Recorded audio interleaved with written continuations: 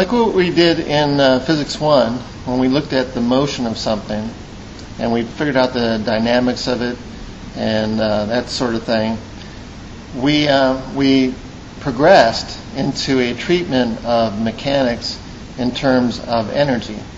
And here, where we're studying simple harmonic motion, we wish to do the same thing. We want to take a look at the energy treatment of the simple harmonic motion, in particular a mass on a spring. So let's take a look at that, the energy of the simple harmonic oscillator. Consider this. We have a mass on a spring and it's moving. So because it's moving, it's got kinetic energy. How much kinetic energy? Well, previously we figured out the position as a function of time and its velocity as a function of time. And we had that the velocity was equal to negative omega a sine omega t plus phi. So since that's the velocity of the mass, the kinetic energy should be 1/2 the mass times the velocity squared. So we have 1/2 mass omega squared a squared sine squared omega t plus phi. But we know that omega squared is k divided by m. So if we were to substitute that in for omega squared, the m's would cancel out, and we would get 1/2 k a squared sine squared omega t plus phi. Simply because omega squared is k divided by m. All right, so far, so good.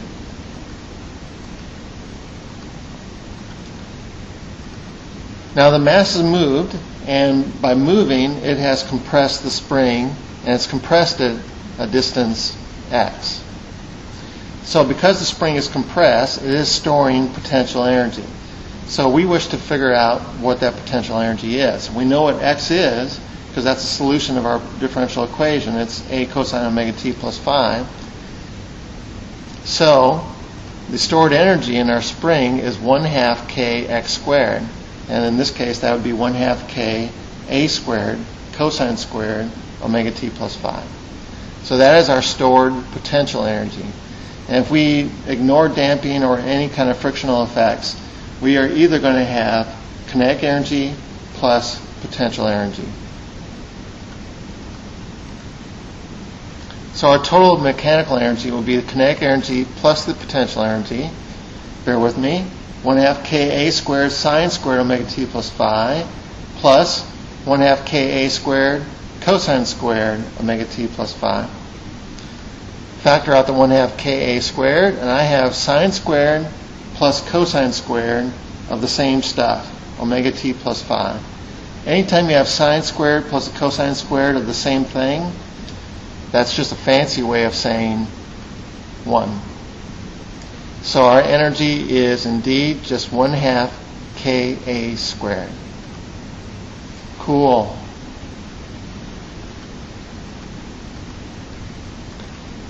So for a mass undergoing simple harmonic motion, the total energy at any particular velocity and any particular x is equal to 1/2 mass times the velocity squared plus 1/2 k x squared.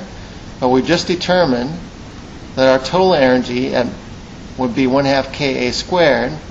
So we have that 1/2 k a squared is equal to 1/2 mass times velocity squared at any particular point plus 1/2 k x squared. And note that if we had this simple harmonic motion going on, in any case, at the point where it reached maximum amplitude, it's going to momentarily stop.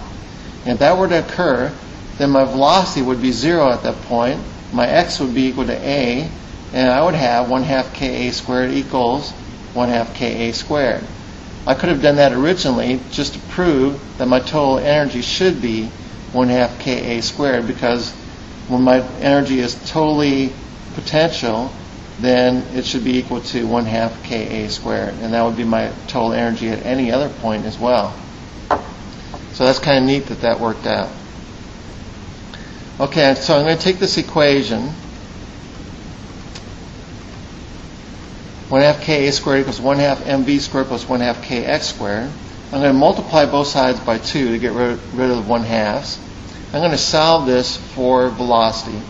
So I'm going to subtract the kx squared from both sides, divide by m, and take the square root. So I have mv squared equals ka squared minus kx squared. Factor out the k, divide by m. And now if I take the square root of this, well, I'm one step ahead of me. K divided by m is omega squared. So velocity squared equals omega squared plus times a squared minus x squared. Now I'll take the square root. And my velocity then is equal to omega times the square root of a squared minus x squared. Now note that if I were at the position where x is equal to the amplitude, at maximum position, then I would have x is equal to a, and in the parentheses I would have a squared minus a squared, which would be 0, excuse me, and my velocity would be 0 at that point, which is exactly what it is. So when I reach maximum amplitude, I momentarily stop, my velocity is 0. So it fits that boundary condition. Also consider when x is equal to 0, I'm passing through the equilibrium point. So I had this oscillation going on, and when I pass through equilibrium, I should be at my maximum velocity. When x is equal to 0, then I have a squared, and the square root of a squared is a, so my maximum velocity is omega times a, and that checks out as well. So those boundary conditions make this formula work, and so this is a very useful formula for any particular time when I know what my x value is. I can find out what my velocity is at that point. It's a formula, I'm not sure you would find this in the book, so just one neat little formula to have. Alright, based on energy, let's try a problem. A block of unknown mass is attached to a spring of spring constant 6.5 newtons per meter, undergoes simple harmonic motion with an amplitude of 10 centimeters. When the mass is halfway between its equilibrium position and the end point, its speed is measured to be 30 centimeters per second. Calculate the mass of the block. Well, let's set up our energy equation. We know that 1/2 Ka squared equals 1/2 Kx squared plus 1/2 mv squared. Get rid of the 1/2s. And in this case, we know that when we are at halfway between the equilibrium and the amplitude, at a position where x is equal to 1/2 a, or in this case 5 centimeters, our velocity is 30 centimeters per second. So we could plug in everything we know about this position. We're given k, 6.5. The amplitude is 10 centimeters, or 0.1 meters. Square that. Our x position is half that, 0.05 meters. Square that, times k.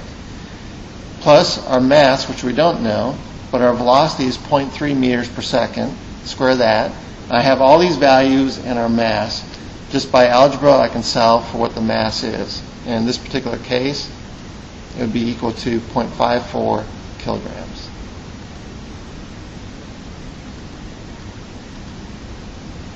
What's the period of the motion? Well, I know that our angular frequency is the square root of k over m, so let's determine that. 6.5 divided by our mass, which we just determined to be 0.54 kilograms.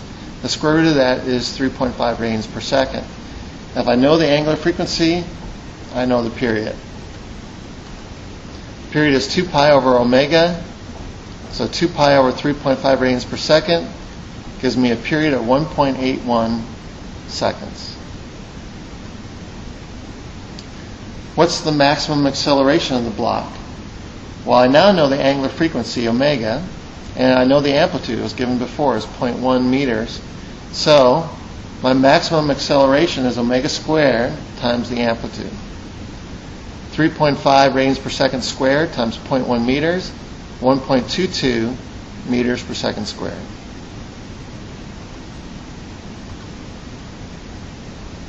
Oops, I thought I had more there. Okay, so nice. That's an energy consideration of our system. You know, if the only thing we were to deal with was a mass spring system, then we just focus on that and not worry about this general treatment of a second order differential equation and solutions of that. We'd only deal with a mass spring system. But like we said in our introduction, there are many systems that exhibit simple harmonic motion. And so we want to do this general treatment of the second order differential equation to account for these other systems as well. Another example of simple harmonic motion, as we mentioned, is the pendulum. A repetitive motion about an equilibrium point at the bottom here, and we want to prove this is indeed simple harmonic motion. So let's take a look at a pendulum. A pendulum is a mass on a string like this, which keeps the string taut, and we just start this motion from some pivot point in oscillatory motion back and forth. It extends through an arc.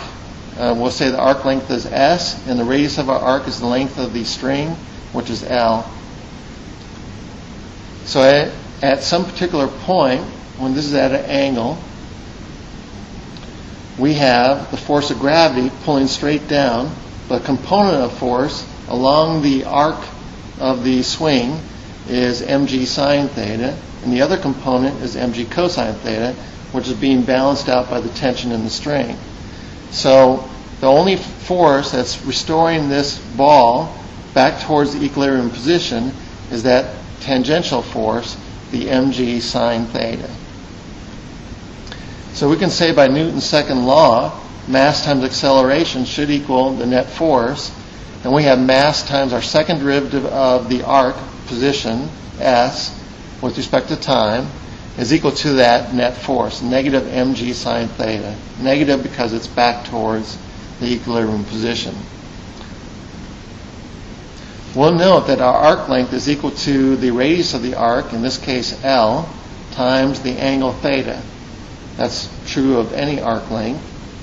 And if our angles are small enough, the sine of theta will equal theta.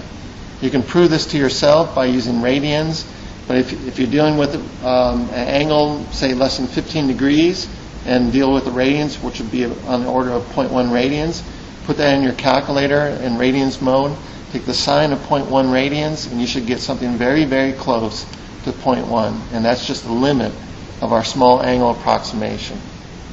So we're going to substitute in for our sine theta the value theta, and substitute in for S, L times theta.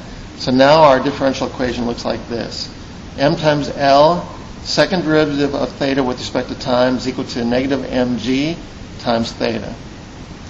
Get rid of our m's on both sides, divide through by L, and now I have this. The second derivative of the angle theta with respect to time is equal to a negative constant, g, which is 9.8 meters per second squared, divided by the L times theta. So we relate the second derivative with the theta itself. And we have set up our famous second order differential equation. Through this, we can identify that what's in front of the theta should be our omega squared. So our omega squared for this example is g divided by L. So omega is square root of g divided by L. Once we determine our angular frequency omega, then all of our treatment of simple harmonic motion that we've developed before follows from there. The only difference is we have a different omega. For the mass spring system, we had a square root of k over m. For the pendulum, we have the square root of g over L. But once we establish that, we can get our period, our frequency, and everything else that we need for our motion from that. So here's our frequency, omega divided by 2 pi, which is 1 over 2 pi square root of g over L. And then our period is the 2 pi times the square root of L over g. Kind of interesting side fact of this is that if this is our pendulum with a definite period being going there and back again, back to our original position, that the period only depends on the length of the pendulum. If we're, say, on the surface of the Earth, g being a constant, the period is only going to depend on the variable of the square root of L. So that would say that regardless of my amplitude of this motion, that the period there and back again is still going to be the same.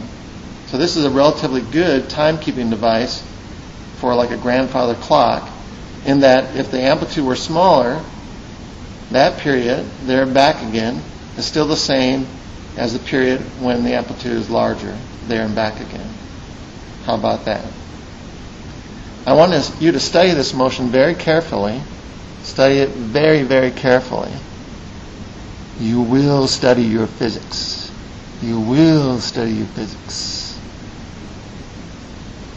I'm going to use any kind of method I can to bring my teaching across. Just understand that. Okay, so let's try an example. A man enters a tall tower needing to know its height. He notes that a long pendulum extends from the ceiling almost to the ground, and that its period is 12 seconds. How tall is the tower? All right, very good. So this guy enters a tall tower. He extends a pendulum all the way to the ground, sets it oscillating, and measures the period to be, there and back again, 12 seconds. Based on this, how tall is the tower? So he wants to use the engineering approach rather than just extending this all the way to the ground and then pulling it up and measuring the length of the pendulum. So maybe he's across the street and he's observing this pendulum go from across the street. Okay, so we'll give him that benefit of the doubt. We know in general the period of the oscillation should be 2 pi square root of L over G. Let's reverse engineer this and solve this for L. So we're going to square both sides, multiply by G, and then divide by 4 pi squared. So we have L is equal to G times T squared over 4 pi squared. G is 9.8. The period was measured to be 12 seconds. Square that over 4 pi squared. And the length of this tower is 35.7 meters.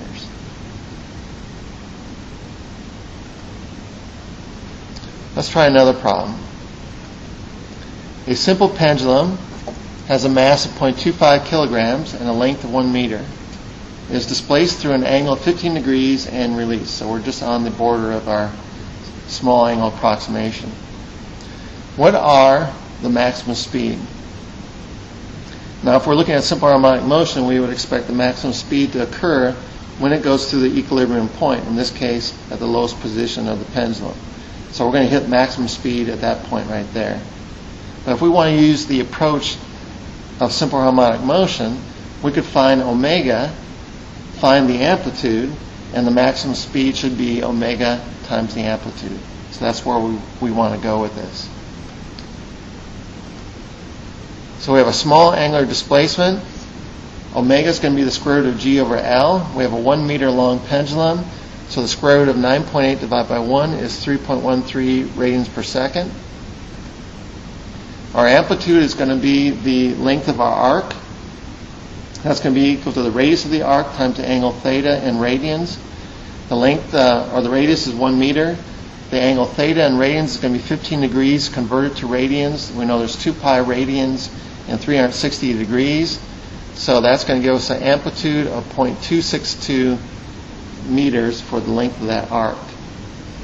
Omega times A is our maximum velocity. So 3.13 times 0.262 meters is 0.819 meters per second.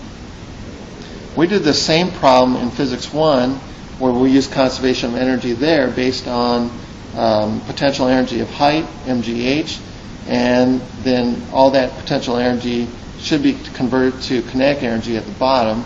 We solved for the velocity there.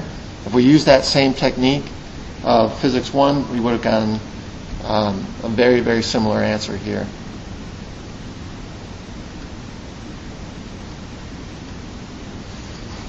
What's the maximum acceleration?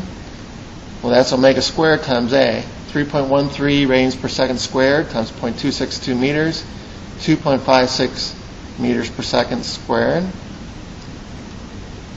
The maximum force is the mass times the maximum acceleration by Newton's second law.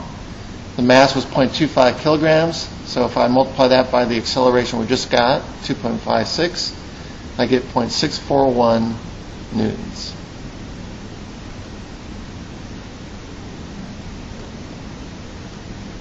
All right, so that was a pendulum. But I could even have a physical pendulum or another system involving oscillatory motion. Now, a physical pendulum might be some kind of object like a hammer or like this meter stick, where I would have this oscillation based on its rotation about a pivot point based on the torque causing that oscillation.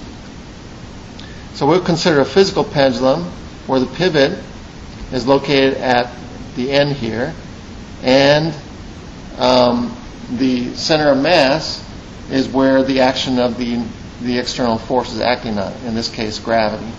So if I had this hammer and we had a center of mass, gravity acting at the center of mass, our moment arm is the distance from the pivot to the line of action of that force.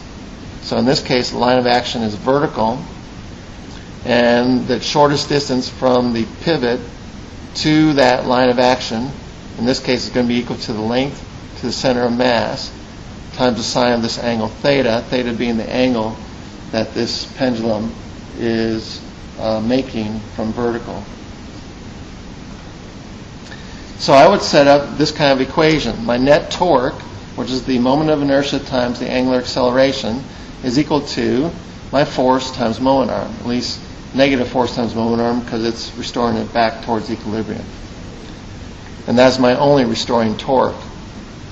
And in this case, I would say then that since angular acceleration is the second derivative of the angle with respect to time, I can put in my force, which is mg, and my moment arm, which is L times sine of theta.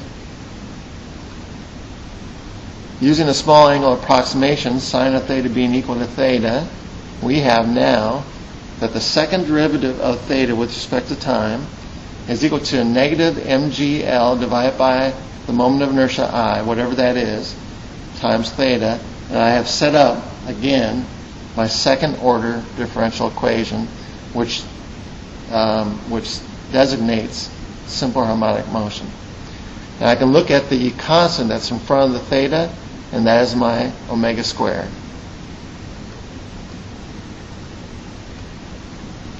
So I now have a second order differential equation where omega is equal to the square root of mgl over I, and I can solve that system in that way.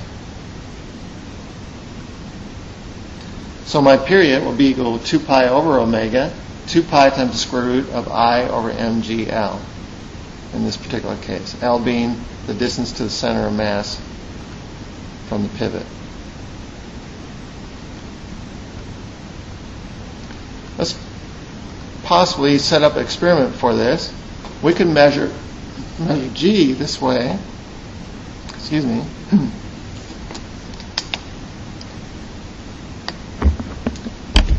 From a pivot with a meter stick. If I were to extend it out an angle like this, we could use this previous determination. Our distance L in this case is going to be this distance D, because our center of mass is right in the center of this meter stick. So a period should be equal to 2 pi square root of I over mgd. Now the moment of inertia for a meter stick is the moment of inertia of a thin rod about its end. If you recall from physics 1, that should be 1/3 ml squared. With D being equal to 1/2 L, and the moment of inertia being 1/3 ml squared, we substitute that in to this equation and reverse engineer to find G. So I'm going to square both sides, solve for G. G will equal 4 pi squared I over 4 mdt squared. Substitute in for I, 1/3 ml squared. Substitute in for D, 1/2 L. M's cancel out, and one of the L's cancel out. And I finally get this nice expression here. G should be equal to 8 pi squared L over 3t squared. Try it with the meter stick. Your L is going to be 1 meter.